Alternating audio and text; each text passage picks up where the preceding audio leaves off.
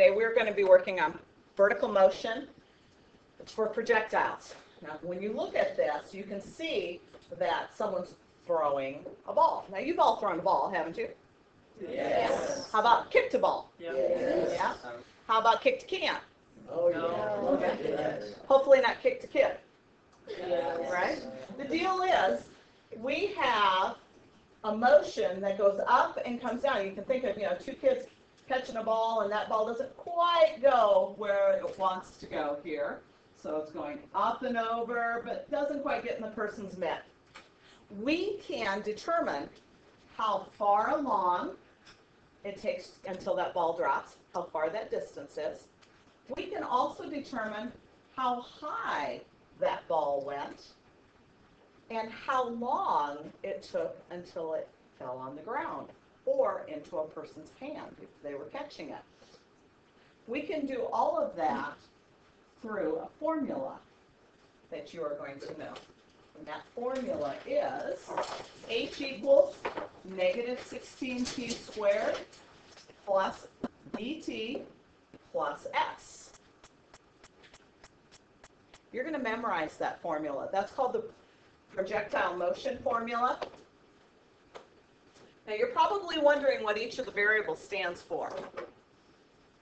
We've got t. What do you think t stands for? Time. Awesome. You got that. And time is in terms of seconds, always. Then, how about v? What do you think v stands for? Aaron? Velocity. Velocity, that's right. So we have velocity, and velocity is in feet per second. Okay, those are the labels that are attributed to it in this particular problem. Then we have two other variables, s and h. What do you think h is? Height. All right, so it is height, but it's the height at t time. And I'm not talking about drinking tea, okay? I'm talking about whatever time we want to know the height for. If I go back to our picture that we had here for a moment, I want to know the height at 2 seconds, okay? Or perhaps the height at 3 seconds. I could find that. I can find how long until it hits the ground. We have one other variable up here. What do you think S is? Celia? Speed? No, it's not speed. A lot of people think it's speed, but it's not. Okay, velocity and speed are actually the same idea. Okay, John? Seconds? No, seconds is our time. Okay? I know that you probably won't come up with it, so I'm going to give it to you. Initial height. It starts with S, yeah. Think of it as starting height. Maybe that would help you out.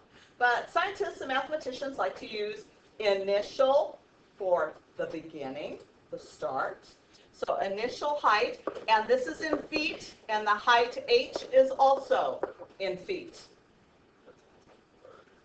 So we have our initial height where the object started, that's S, and then the height that we want to know whatever time for, that is going to be our h. All right, I've got a picture for you. I know, I'm not the best artist in the world. That's why I didn't go into art. My sister did. She's much better. This is a dolphin. And the dolphin is jumping up out of the water, and it's going to splash on the other side. And I want to know when it goes back in the water. That's the question.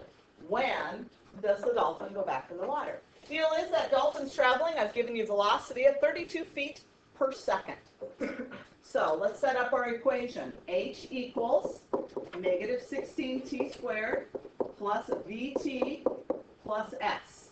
And eventually, that'll just roll right off your tongue. You guys will know that formula very well.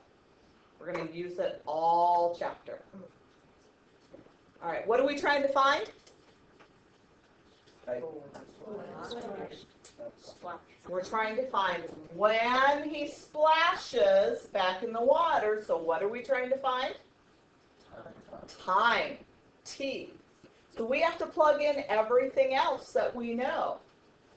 So I'm going to write negative 16t squared plus, what's his velocity?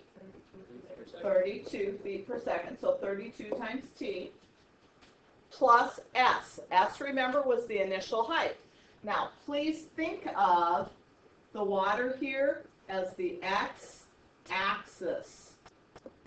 Okay, so what is his initial height? 0, that's right. So we're going to go plus 0. Equal to the height that we want to know the time for. We want to know when he goes back in the water. Well, what's the height when he goes back in the water? 0. Awesome. So now we have negative 16t squared plus 32 plus the 0, but we really don't need that 0 there. You guys were just factoring problems like this. I want you to look at the equation that's here and think about what's your GCF that you can take out along the way. I'm going to give you a moment to think about that. All right, so you're supposed to take out a GCF. You've had some time to talk. What are we going to take out that both can be divided by? What do you say, Erin Cahalan? 0 and 2. I can take a 2 out. Yes, I can. Oh, wait, sorry, 16. Take a 16 and a t out. And in fact, I'm going to take out a negative 16t because we don't like negative exponents. Not exponents, let me rephrase that. We don't like negative coefficients. No negative coefficients. If you take out a negative 16t, what's going to be left inside the parentheses, please? Christian? T minus 16. What's 32 divided by 16, Christian?